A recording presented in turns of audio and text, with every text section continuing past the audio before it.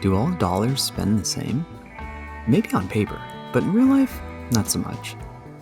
What people spend their money on can have huge differences for their lives, especially when it comes to their happiness levels. Mindful spending leads to greater satisfaction with purchases. It should be no surprise that some things just bring more joy than others. This is Mark Perspectives, and we're looking at the happiest ways to spend money. I'm Cam Irvin, lifestyle financial planner and advisor, and this is brought to you by Irvin Wenborn. This video is a short summary of the things that have the biggest impact on a person's happiness, regardless of age, gender, nationality, or other factors. It can be a helpful reminder that you get to choose what you spend your money on, so choose wisely. There are a few things that can have the biggest and longest lasting happiness boosts, so let's look at number 1. First, we have buying experiences and not things. While material possessions can provide short-term pleasure, experiences have a much more enduring impact on happiness. Things like travel, concerts, or dining out. Think about the anticipation and the memories, shared stories associated with experiences that can actually enhance their value, and that contributes to a person's long-term well-being. If you want to get the biggest bang for your buck on buying things that are experiences, look for experiences that bring people together and foster connections. Experiences that make a memorable story so that you can enjoy retelling it for years to come. Experiences that are tightly linked to your sense of who you are or who you want to become. And experiences that provide a unique opportunity because that eludes easy comparison with other options. Based on numerous studies that have taken place in various countries, homeownership does provide a sense of security for most individuals. However, the results show that it does not actually increase happiness, and part of that is because it's a material purchase, rather than an acquisition of something that provides a human connection or experience, which is surprising. Number 2, we have making a purchase so that it's a treat. Occasionally treating yourself to special purchases or experiences to maintain some kind of novelty and enjoyment. We humans tend to get used to things that change in our lives. That doesn't necessarily mean we always seek out the change, but we do tend to get used to it. This is the concept of hedonic adaptation, and it suggests that we quickly get used to new things, which diminishes their initial joy or pain. So when something changes, we tend to view it as more normal. When couples do exciting and novel things together, generally their relationship itself feels more novel and exciting too. There was a study done in Belgium where wealthier individuals reported lower proclivity to savor life's little pleasures. They were less likely to say that they would pause to appreciate a beautiful waterfall on a hike or stay present in the moment during a romantic weekend getaway. This helps explain why the relationship between income and happiness is weaker than many people expect it to be. While money does give access to things, knowing we have access can actually undermine our happiness itself by reducing our tendency to appreciate life's little joys. Basically, less is more. Number 3, spending money on things that buy time. Spending money to outsource tasks that you dislike or that take up valuable time can lead to greater happiness. This could involve hiring a cleaner, ordering takeout instead of cooking, or using a laundry service. A good question to ask here is, how will this purchase change the way I use my time? Taking the time to ask that question can make you more scientific in figuring out how to best spend your money. Time affluence is a strong predictor of job and life satisfaction, which means people that feel like they have more time tend to also feel more fulfilled. Knowing that something won't last forever can make us appreciate it even more.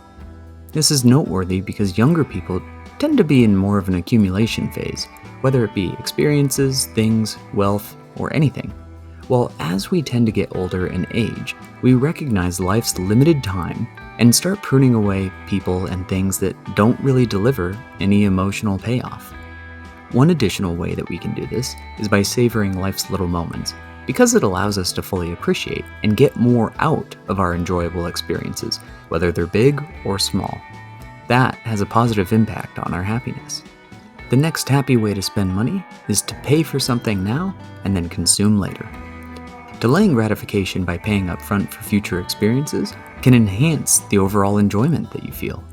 Part of experiencing something that is pleasant is the anticipation you feel before the experience itself. For example, planning and booking a holiday in advance gives you time to anticipate and savor the upcoming experience. Delayed benefits are magnified and increased when we pay upfront because the pain of making the purchase is done. So once the experience comes, it feels free. Now, while income has a weak relationship to happiness, debt has a strong predictor of unhappiness. So paying later can increase the pleasure of consuming something right now. But the depressing effect of dread for paying later will outweigh that pleasure. This is basically saying that debt causes unhappiness. The emotional benefit of paying off debt can even outweigh building savings, funny enough, although savings are still important. Lastly, the major way to spend money is to invest in others. Spending money on others through gifts or charitable donations fosters a sense of social connection and strengthens relationships, which leads to greater happiness for both the giver and the recipient.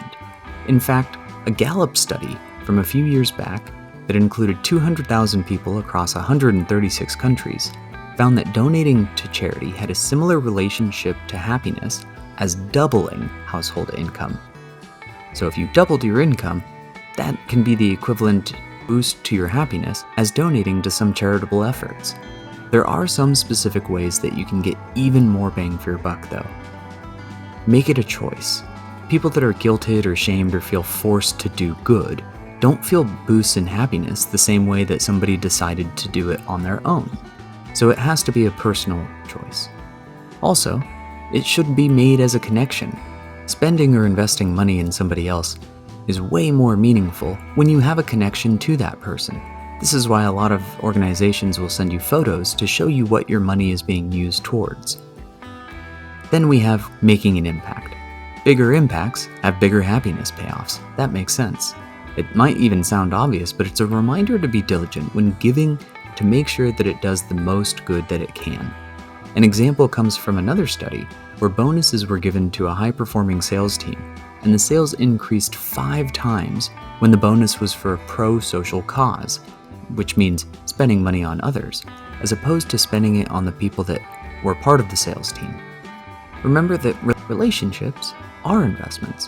While that might sound too transactional to some or objectifying, remember that people that prioritize time and resources for building and nurturing relationships have significantly higher overall life satisfaction.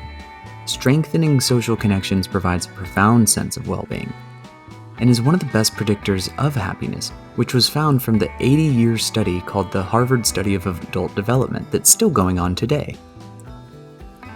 So let's put this all together. These principles can be applied together and even in daily life. An example is if you have a cafe or coffee gift card hanging around, why not use it as an opportunity to take a friend or a loved one out for a coffee?